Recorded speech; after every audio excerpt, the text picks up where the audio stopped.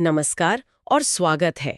आज हम एक ऐसी किताब के विचारों में थोड़ी गहराई से जाएंगे जिसने लीडरशिप की पारंपरिक परिभाषा को आप कह सकती हैं हिला दिया है। रॉबिन शर्मा की बिना पदवी का लीडर। ये किताब हमें बताती है कि लीडरशिप सिर्फ कोने वाले ऑफिस या बड़े टाइटल तक ही सीमित नहीं है। बिल्कुल। हमारे आज के विचार विमर्श का आधार रॉबिन शर्मा की इसी किताब का एक सुविचारित सारांश है और हमारा मकसद है इसके मूल संदेश को समझना कि सच्चा नेतृत्व आखिर है क्या और कैसे कोई भी व्यक्ति मतलब कोई भी अपनी मौजूदा भूमिका या पद की परवाह किए बिना अपने काम और जीवन में एक प्रभावशाली लीडर बन सकता है। इसकी कहानी शुरू होती है ब्लेक डेविस से। वो एक पूर्व सैनिक है जो काम और जिंदगी दोनों में कह सकते हैं दिशा ढूंढ रहा है। फिर उसकी मुलाकात होती है एक थोड़े अनोखे मेंटोर टॉमी फ्लिन से और वो उसे 4 बहुत ही असाधारण शिक्षकों से मिलवाता है। हाँ, और वो मुलाकातें ही सब कुछ बदल देती हैं। हाँ, वही मुलाकातें ब्लेक के लिए और हमारे लिए भी जीवन और नेतृत्व के गहरे सबक खोलती हैं। तो ये सिर्फ एक कहानी नहीं बल्कि व्यवहारिक ज्ञान का एक तरह से खजाना है। हाँ, और इस चर्चा की नींव रखने के लिए मुझे लगता है किताब के उस केंद्रीय विचार को पकड़ना जरूरी है जो पारंपरिक सोच को हिला देता है। शर्मा का तर्क है कि नेतृत्व कोई पद नहीं है, ये एक मानसिकता है, एक नजरिया है। अच्छा। ये इस बात पर निर्भर नहीं करता कि आपके दरवाजे पर क्या नाम लिखा है, बल्कि इस पर कि आप काम कैसे करते हैं, जिम्मेदारी कैसे लेते हैं और अपने आसपास के लोगों पर कैसा सकारात्मक असर डालते हैं। ये विचार उन धारणाओं को सीधी चुनौती देता है जो कहती हैं कि लीडर बनने के लिए वही प्रमोशन का इंतजार करना पड़ता है। सही कहा। और आज के बदलते माहौल में जहां प्रभाव और योगदान ज्यादा मायने रखते हैं, ये सोच और भी प्रासंगिक हो जाती है। तो चलिए इसी क्रांतिकारी विचार को थोड़ा और खोलते हैं। किताब का दिल यही कहता है कि नेतृत्व का अवसर तो हर किसी के पास है, हर दिन, हर पल।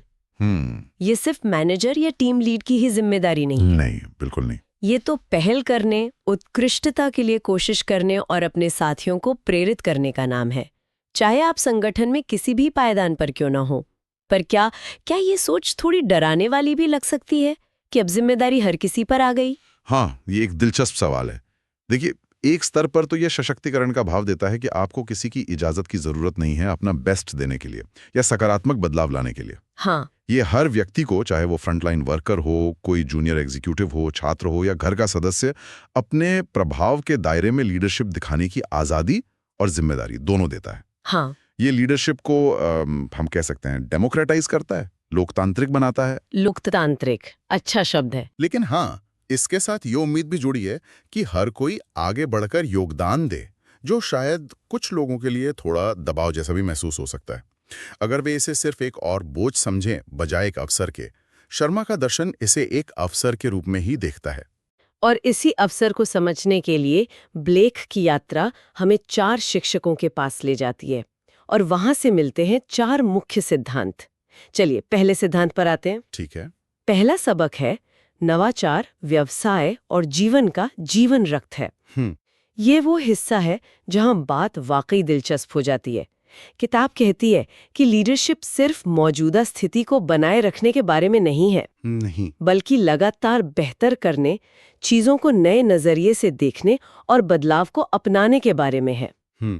इसका मतलब सिर्फ बड़े आविष्कार नहीं, बल्कि रोजमर्रा के काम में छोटे छोटे सुधार भी हो सकते हैं।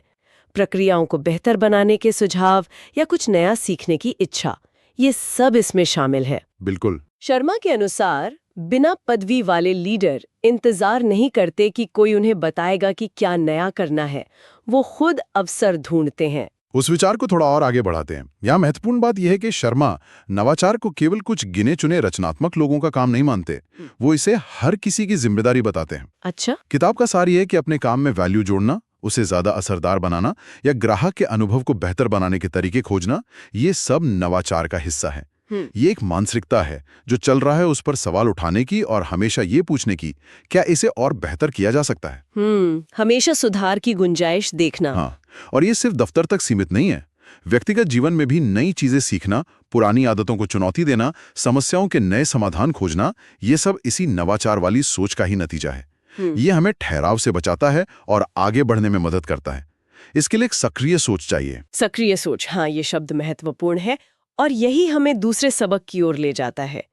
संकट का समय सच्चे लीडर को सामने लाता है। सही बात है। किताब इस बात पर बहुत जोर देती है कि असली परीक्षा तो तब होती है जब हालात मुश्किल हों। सही बात है। जब सब कुछ ठीक चल रहा हो तब तो सकारात्मक रहना आसान है, लेकिन जब दबाव हो, अनिश्चितता हो, तब आपका व्यवहार ही आपके असली चरित्र को दिखाता है। ब्लेक का जो युद्ध का अनुभव है, शायद वो इसी पृष्ठभूमि को और पुख्ता करता है कि कैसे मुश्किल हालात हमें बनाते हैं या बिगाड़ते हैं। हाँ, बिल्कुल। और संकट में नेतृत्व का मतलब सिर्फ घबराना नहीं है या बस शांत दिखने की कोशिश करना नहीं है। शर्मा के दर्शन के अनुसार इसका मतलब कहीं ज्यादा गहरा है। पहला, स्पष्टता लाना। जब सब कुछ धुंधला लगे तब दिशा दिखाना, चाहे वो छोटी ही क्यों ना हो। हाँ, क्लैरिटी देना। दूसरा, आशा जगाना। लोगों को ये विश्वास दिलाना कि हाँ, मिलकर इस चुनौती से पार पाया जा सकता है। तीसरा, लचीलापन दिखाना। मतलब अगर प्लान फेल हो जाए तो तुरंत रास्ता बदलना और समाधान पे ध्यान लगाना। और चौथा, शायद सबसे महत्वपूर्ण, सहानुभूति बनाए रखना। ये समझना कि संकट के समय लोग भावनात्मक रूप से किस दौर से गुजर रहे हैं। ये वो समय होता है जब लोग देखते हैं कि कौन सिर्फ बातें करता है और कौन वाकई मुश्किल समय में साथ खड़ा रहता है और रास्ता दिखाता है। ये असल में चरित्र की, साहस की और भावनात्मक परिपक्वता की कसौटी है। चरित्र की कसौटी। और शायद इसी से जुड़ा है तीसरा सबक, जो मुझे लगता है कि इन सब का आधार है। मानवीय संबंध नेतृत्व का दिल है। बिल्कुल। किताब कहती है कि आप कितने भी कुशल हों, कितने भी रणनीति क्यों ना हो, अगर आप लोगों से जुड़ नहीं सकते तो आपका नेतृत्व अधूरा है। सही। ये सिर्फ लक्ष्यों और नतीजों के बारे में नहीं है, बल्कि ये विश्वास, सहानुभूति और गहरे मानवीय संबंध बनाने के बारे में है। लोगों को सुनना, उनकी परवाह करना, उन्हें महत्व देना, ये सब दिखावा नहीं है, बल्कि प्रभावी नेतृत्व की जरूरतें हैं। हाँ, ये एक बहुत महत्वपूर्ण पहलू है और इसे इस तरह भी देखा जा सकता है कि शर्मा ये तर्क दे रहे हैं कि स्थायी प्रभाव और सच्ची निष्ठा जो है वो डर या अधिकार से नहीं आती। अच्छा। वो विश्वास और सम्मान से आती है। जब लोग महसूस करते हैं कि उन्हें सुना जा रहा है, समझा जा रहा है और उन पर भरोसा किया जा रहा है, तो वो केवल अपना काम नहीं करते, वो अपना सर्वश्रेष्ठ देते हैं। बिल्कुल, अपना सर्वश्रेष्ठ देते हैं, अतिरिक्त प्रयास करते हैं। किताब के अनुसार ये जो सॉफ्ट स्किल्स कही जाती हैं वो असल में कोर स्किल्स हैं। कोर स्किल्स, ये अच्छा कहा। मजबूत रिश्ते बनाना सिर्फ अच्छा इंसान बनना नहीं है, ये स्मार्ट लीडरशिप है। ये सहयोग को बढ़ावा देता है, टीम वर्क को मजबूत करता है और एक ऐसा माहौल बनाता है जहां लोग जोखिम लेने और खुलकर अपने विचार रखने में सहज महसूस करते हैं। बिना इन रिश्तों के नवाचार और संकट में स्थिरता दोनों ही मुश्किल हो जाते हैं। ये सब आपस में जुड़े हुए हैं। हाँ, सब कुछ आपस में जुड़ा हुआ है और ये हमें चौथे और शायद सबसे बुनियादी सबक पर लाता है। महान लीडर बनने के लिए पहले स्वयं पर महारत हासिल करें। किताब का तर्क है कि बाहरी दुनिया में हमारा प्रभाव हमारी आंतरिक दुनिया का ही आईना है। आत्मानुशासन, अपनी भावनाओं को समझना और नियंत्रित करना, अपनी ताकतों और कमजोरियों के प्रति ईमानदार होना और लगातार खुद को बेहतर बनाने के लिए प्रतिबद्ध रहना, ये सब नेतृत्व की नींव है। अगर हम खुद पर ही काबू नहीं रख सकते तो दूसरों को प्रेरित करना या मुश्किल समय में उनका मार्गदर्शन करना कैसे संभव होगा? बिल्कुल सही कहा। और यहाँ स्वयं पर महारत का अर्थ सिर्फ इच्छा शक्ति नहीं है। शर्मा के दर्शन के अनुसार इसमें कई चीजें शामिल हैं। पहला, आत्मजागरूकता, अपनी भावनाओं, विचारों और व्यवहार के पैटर्न को समझना कि मैं ऐसा क्यों करता हूं। खुद को जानना। दूसरा, आत्म अनुशासन, जो सही है उसे करना, भले ही वो मुश्किल हो या मन ना कर रहा हो। तीसरा, भावनात्मक बुद्धिमत्ता, अपनी और दूसरों की भावनाओं को समझना और अपनी प्रतिक्रियाओं को मैनेज करना। चौथा, निरंतर सीखना और विकास, व्यक्तिगत और पेशेवर रूप से लगातार बेहतर बनने का प्रयास करना। ये आसान नहीं है। बिल्कुल नहीं, लेकिन यही महारत है जो हमें प्रामाणिक बनाती है। जब हमारी कथनी और करनी में मेल होता है तभी लोग हम पर भरोसा करते हैं और हमसे प्रेरित होते हैं। ये एक सतत यात्रा है, कोई मंजिल नहीं। और यही वो सवाल उठता है कि कोई इस यात्रा को शुरू कैसे करे। हाँ, ये महत्वपूर्ण है।